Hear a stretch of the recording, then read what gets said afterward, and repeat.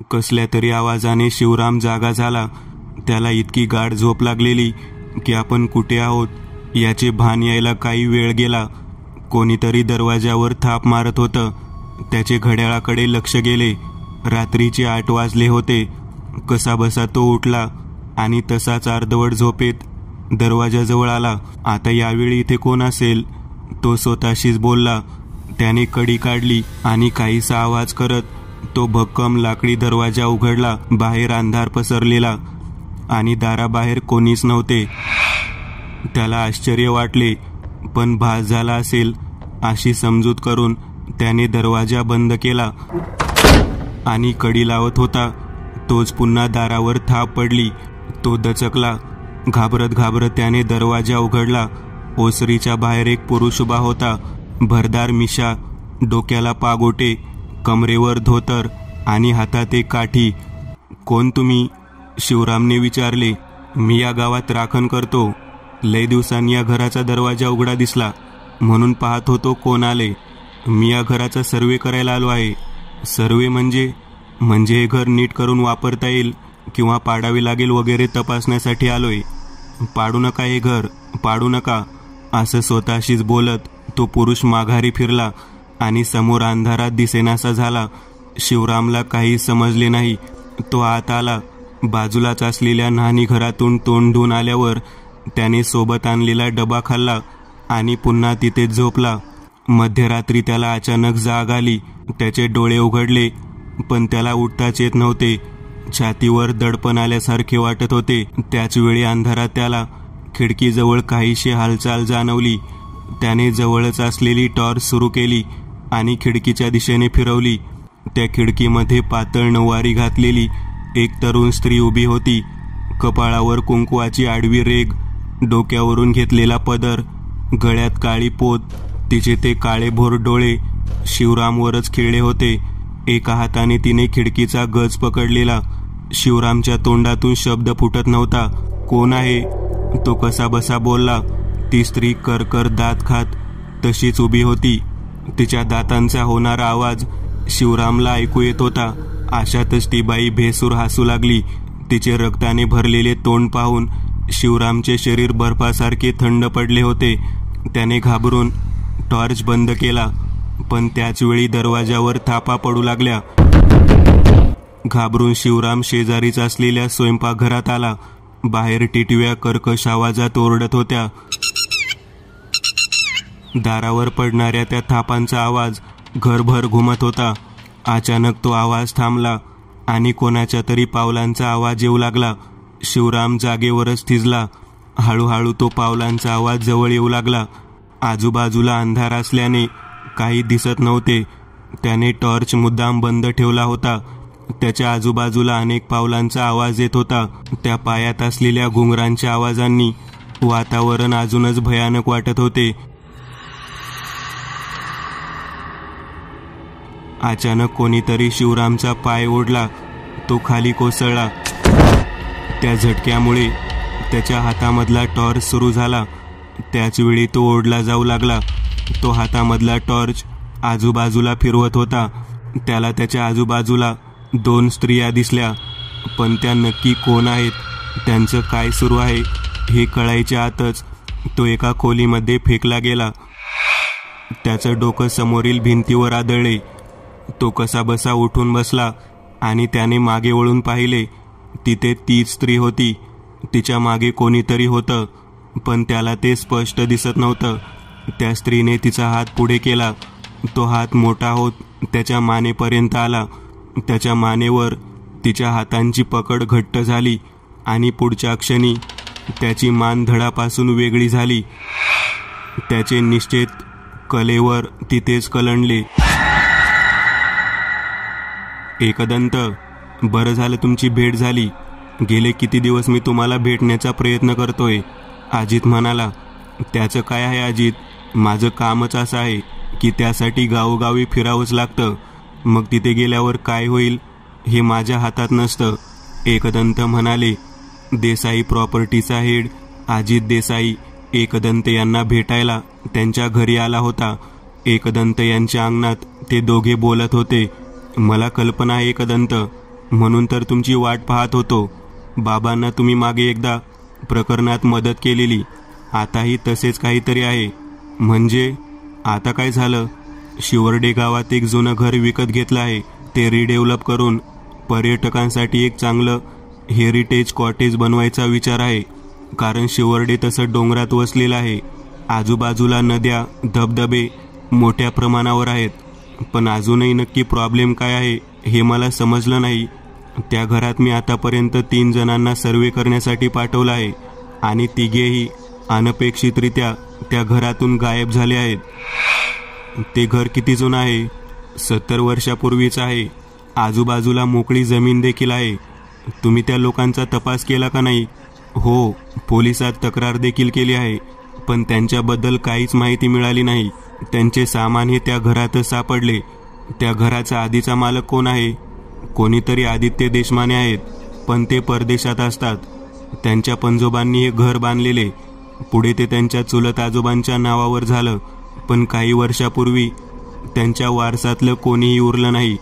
तेव्हा हे घर मग आदित्य यांच्या नावावर झाले. त्या घराबद्दल गावातल्या लोकांशी तुम्ही काही बोलला आहात का? त्यांच्यासोबत बोललो म्हणून तर तुमच्याकडे आलो.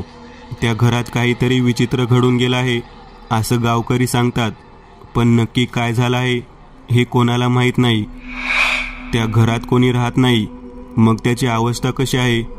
तसं घर नीट आहे.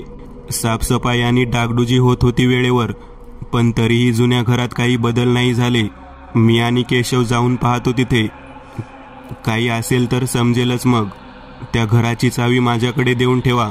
उद्या मी तिथे जातो, एकदंत म्हणाले. अजित गेल्यानंतर काही वेळाने केशव घरी आला. एकदंत यांनी त्याला घडलेला प्रकार थोडक्यात सांगितला. एकदंत, मी नेहमीचे साहित्य भरून ठेवतो, पण अजूनही पिशाचे वेध पूर्ण तयार नाही झाला. बाबा त्यावर काम करतच आहेत. हो केशव, आणि काही कल्पना नसताना पिशाचे वेध घेऊन जाणे धोक्याचे आहे, कारण परत त्यावर काही आघात झाला तर त्याची पाने विस्कळीत होतील. पुण्याहून शिवर्डे गाव 3 तासांच्या अंतरावर होते. दुसऱ्या दिवशी दुपारी एकदंत आणि केशव त्यांच्या कारने शिवर्डेच्या दिशेने निघाले. त्यांना त्या गावात पोहोचायला 5 वाजले. अजितने घराकडे जायचा पत्ता सांगितला होता, त्यानुसार ते त्या घराच्या जवळ पोहोचले. एकूणच मुख्य लोकवस्तीपासून ते घर लांब होते. समोरील फाटक मोडकळीस आले होते. फाटकापासून मुख्य घर जवळपास 50 फूट अंतरावर होते. अंगणात लिंबाचे मोठे झाड होते. इतरही लहान मोठी झुडपे उगवलेली. एका बाजूला विहीर होती. त्यांनी गाडी फाटकामधून आत आणली आणि तिथेच उभी केली. पूर्ण घराभोवती अर्धवट दगडांवर लाकडी कुंपण बांधलेले. घराच्या दोन्ही बाजूने मागे जाण्यासाठी वाट होती. समोर कौलारू ओसरी होती आणि त्यानंतर थोड्या उंचीवर घराचा मुख्य दरवाजा होता. बाहेरून घर एक मजलीस दिसत होते. घरात जायच्या आधी एकदंत मागील बाजूस आले. तिथे परसात एक विहीर होती. समोरील विहिरीच्या तुलनेने ही विहीर जास्त मोठी आणि पाण्याने भरलेली. त्याच्या पलीकडे थोडी झाडी होती आणि मग फाटक दिसत होते. एकदंत, जागा अगदीच मस्त आहे. केशव म्हणाला. मस्त तर आहे, पण इथे काय दडलं आहे ते अजून मस्त असेल, हसत एकदंत म्हणाले. ते दोघेही पुढे आले. केशवने कुलूप उघडले. कसलाही आवाज न करता तो दरवाजा उघडला. समोर प्रशस्त दिवाणखाना होता. दरवाजाच्या एका बाजूला जुन्या काळातील विजेचे काळे स्विच होते. केशवने त्यातील काही स्विच वर केले. दिवाणखान्यात काही ठिकाणी असलेले बल्ब सुरू झाले. एका बाजूला सोफा होता, पण तो झाकून ठेवलेला. बाजूलाच काही साहित्य ठेवलेले. दिवाणखान्याच्या समोरच स्वयंपाकघरात उघडणारा दरवाजा होता. डाव्या बाजूस देखील काही खोल्या होत्या. दिवाणखान्यात सोफ्यावरील कापड काढून ते दोघेही तिथे बसले. कोणी राहत नाही, पण घर चांगले साफ ठेवले आहे की, केशव म्हणाला. मीही तोच विचार करत होतो. आता काय करायचे एकदंत? आपल्याला सर्व खोल्या नीट तपासाव्या लागतील केशव. इथे काय वेगळं घडतंय ते तिथेच कळेल. हातात एक टॉर्च घेऊन ते स्वयंपाकघरात आले. तिथला बल्ब सुरू करताना त्यांनी आजूबाजूला पाहिले. समोर माळ्यावर जाण्यासाठी शिडी लावलेली आणि तिथेच मागील बाजू जाण्यासाठी दरवाजा होता. उजव्या आणि डाव्या दोन्ही बाजूंना खोल्या होत्या. उजव्या बाजूच्या खोलीमध्ये डोकावून ते डाव्या बाजूच्या खोलीमध्ये आले. त्या खोलीमधून अजून एका खोलीचा दरवाजा होता, पण काही केल्या तो उघडला नाही. ते पुन्हा दिवाणखान्यात आले.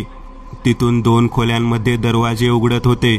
एकूणच घरात सामान कमी होते, पण आक्षेपार्ह असे काही त्यांना दिसले नाही. रात्रीचे 8 वाजले होते. त्यांनी सोबत आणलेला डबा उघडून दिवाणखान्यातच बैठक मांडली. त्यांचे जेवण संपत आले होते. तोच त्यांना स्वयंपाकघरात ताट पडल्याचा आवाज आला.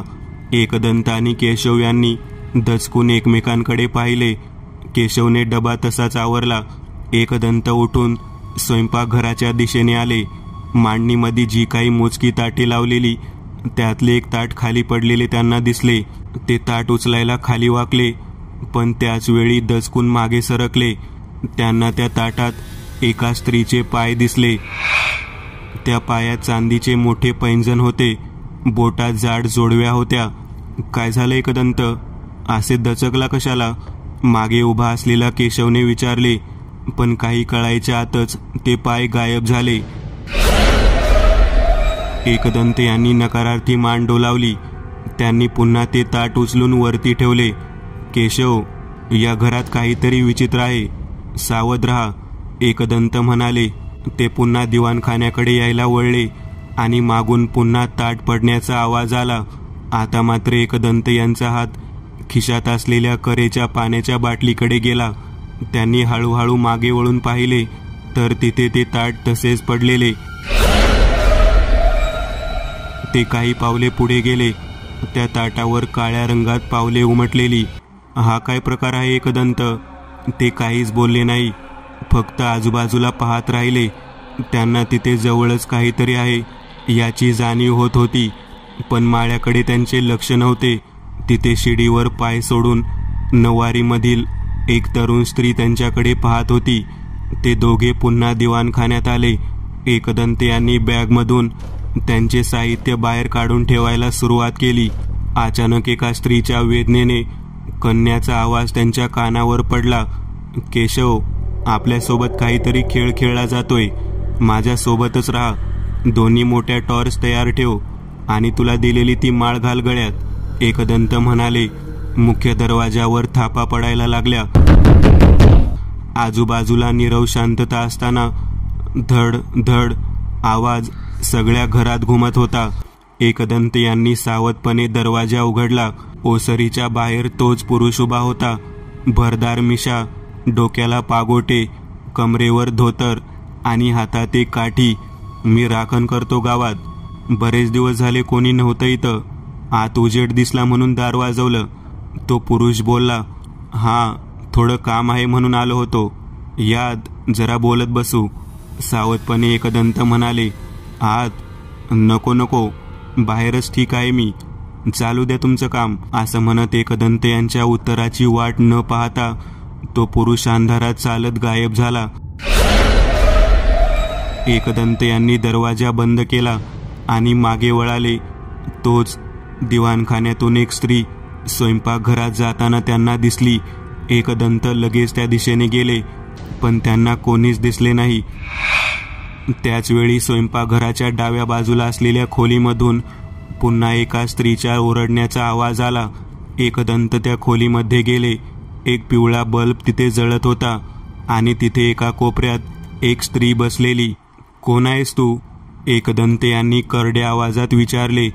त्याच वेळी त्या स्त्रीने मान वर केली आणि तिथे असणारा बल्ब खट आवाज करत फुटला. त्याच्या काचा एकदंत यांच्या अंगावर उडाल्या. त्यांनी दचकून डोळे बंद केले आणि काही वेळाने डोळे उघडले. सगळीकडे अंधार होता. त्याच वेळी अचानक मागून टॉर्चचा प्रकाश आला आणि एकदंत यांना धक्का बसला. त्यांच्या समोर ती स्त्री उभी होती, जवळपास 25च्या वयाची. अंगावर नऊवारी साडी, कपाळावर आडवे कुंकू, डोक्यावर पदर. तिच्या डोळ्यात कसलेही भाव नव्हते. ती थंड नजरेने एकदंत यांच्याकडे पाहत होती. एकदंत, काय झालं? मागून केशवने आवाज दिला. त्याच्या हातात मोठी टॉर्च होती. एकदंत यांनी त्याच्याकडे वळून पाहिले आणि पुन्हा समोर पाहिले तर तिथे ती स्त्री नव्हती. त्यांच्या शेजारील खोलीचा बंद असलेला दरवाजा जागेवर हादरायला लागला. दरवाजा हलताना बांगड्यांचा विचित्र आवाज येत होता. जणू काही कोणीतरी आतून तो दरवाजा हलवत होतं. एकदंत आणि केशव त्या दरवाजापुढे उभे होते. नक्की काय घडतंय हे कळायच्या आतच मागून एका लहान बाळाच्या रडण्याचा आवाज आला आणि तो हलणारा दरवाजा बंद झाला. आता त्या घरात फक्त त्या लहान बाळाच्या रडण्याचा आवाज घुमत होता. हळूहळू आवाज करत तो बंद दरवाजा उघडला. आतमध्ये अंधार होता. एकदंत यांनी आतमध्ये टॉर्च फिरवून पाहिले. त्यांना धुळीमुळे नीट काही दिसले नाही. ते आत आले. त्यांच्या मागे केशव आत येतच होता. तोच दरवाजा बंद झाला आणि त्याचसोबत घराचे इतर सगळे दरवाजे बंद झाले. त्या खोलीत एकदंत अडकले. त्यांना आत काही नीट दिसत नव्हते. त्यांच्या हातात टॉर्च होती आणि खांद्यावर अडकवलेली बॅग. त्यांनी आजूबाजूला टॉर्च फिरवून पाहिले, पण त्या खोलीमध्ये काय आहे हे त्यांच्या लक्षात येत नव्हते. बाहेरील कसलाही आवाज आत येत नव्हता. जणू काही ती खोली म्हणजे एक वेगळं जग होती. इथे केशव दरवाजा उघडायचा प्रयत्न करत होता, पण त्याला तो उघडता येत नव्हता. तो पुन्हा मुख्य दरवाजाजवळ आला, पण अचानक त्या दरवाजामधून त्याच तरुण स्त्रीचा चेहरा बाहेर आला. दचकून केशव मागे सरकला. तिथे असलेल्या टेबलाला त्याचा पाय अडकला आणि तो खाली पडला. त्या दरवाजामधून ती स्त्री पूर्ण रूपात बाहेर आली. तिच्या अंगाला कुबट दर्प येत होता. हळूहळू ती केशवच्या जवळ आली. तिच्या तोंडातून 4ही सुळे बाहेर आले होते. जसजशी ती जवळ येत होती, केशवच्या गळ्यात असलेली कवड्यांची माळ गरम व्हायला लागली. ती स्त्री केशववर झेपावली, पण तितक्यात आगीचा लोळ अंगावर यावा तशी ती मागे सरकली आणि दरवाजामध्ये गडप झाली. एकदंत तो दरवाजा उघडायचा प्रयत्न करत होते. त्याचवेळी त्या खोलीमध्ये कसलासा वास पसरू लागला. असंख्य केस एकाच वेळी जळतात तसा तो वास होता. एका कोपऱ्यातून बाळाच्या रडण्याचा आवाज येत होता. एकदंत त्या आवाजाचा कानोसा घेत होते. अचानक त्यांच्या अंगावर काहीतरी पडले आणि त्याच्या धक्क्याने ते खाली पडले. त्यांनी जमिनीवर पडून तसाच टॉर्च आजूबाजूला फिरवला, तर त्यांच्या एका बाजूला एक स्त्री पडलेली. तिची मान एकदंत यांच्याकडेच होती. उघडे डोळे त्यांच्यावर खिळलेले. दचकून उठून एकदंत बसले, तर आता तिथे ती स्त्री नव्हती. मागून पुन्हा त्यांना धक्का बसला आणि ते पुन्हा जमिनीवर कलंडले. त्यांच्या कमरेला मार लागला होता. हातात टॉर्च तशीच होती. त्यांना जाणीव झाली समोर कोणीतरी उभे आहे. त्यांनी तसाच पालथ पडलेला असताना समोर टॉर्च फिरवला. त्यांना तिथे तेच पाय दिसले जे स्वयंपाकघरात ताटात दिसलेले. त्यांचा हात खिशातील करेच्या पाण्याच्या बाटलीकडे गेला, पण त्याचवेळी समोर असलेल्या त्या स्त्रीच्या पायांपैकी एक पाय त्यांच्या डोक्यावर पडला. प्रचंड वजन डोक्यावर आल्यासारखे एकदंत कळवळले. त्यांना हालता येत नव्हतं, त्यामुळे खिशामधील बाटली बाहेर काढायला जमत नव्हतं. त्यांना जाणीव झाली मागे अजून कोणीतरी आहे. त्यांचे मस्तक जमिनीवर जोरात दाबले जात होते. त्यांनी कसबसत दुसऱ्या खिशात असलेले काळे तीळ हातात घेतले आणि अंबिका कवच मंत्र म्हटले आणि ते काळे तीळ तिथेच उडवले. त्यांच्या डोक्यावरून तो पाय बाजूला झाला. थोडाही वेळ न दवडता ते झटकन उठून बसले. अजूनही टॉर्चचा उजेड त्या खोलीमध्ये पसरत नव्हता. तो केस जळण्याचा उग्रवास अधिकच वाढला होता. एकदंत यांनी त्यांच्या बॅगमधून कृष्णकांता झाडाची मुळी काढली आणि त्यावर कापूर टाकून काही मंत्र म्हणत ती मुळी पेटवली. त्यातून निघणाऱ्या धुराने त्या खोलीमधले भारलेले वातावरण मोकळे झाले. आता एकदंत ती खोली टॉर्चच्या प्रकाशात नीट पाहिली. तिथे फार काही साहित्य नव्हतेच. एका बाजूला जुनी लाकडी खाट होती. जवळच एक चूल होती. भिंतीमध्ये 2 फडताळ होती आणि मागील बाजूस एक दरवाजा होता. एका कोपऱ्यात लाल नऊवारी घातलेली एक स्त्री बसलेली. एकदंत यांनी करेच्या पाण्याची बाटली त्यांच्या हातात घेतली आणि ते पुढे आले. त्याचवेळी तिच्या चेहऱ्यावरचा पदर बाजूला झाला आणि तिचे ते भयानक रूप एकदंत यांच्या समोर आले. पूर्ण कथेची लिंक कमेंट बॉक्समध्ये दिलेली आहे. चॅनल मेंबरशिप जॉईन करून तुम्ही ही कथा पूर्ण पाहू शकता.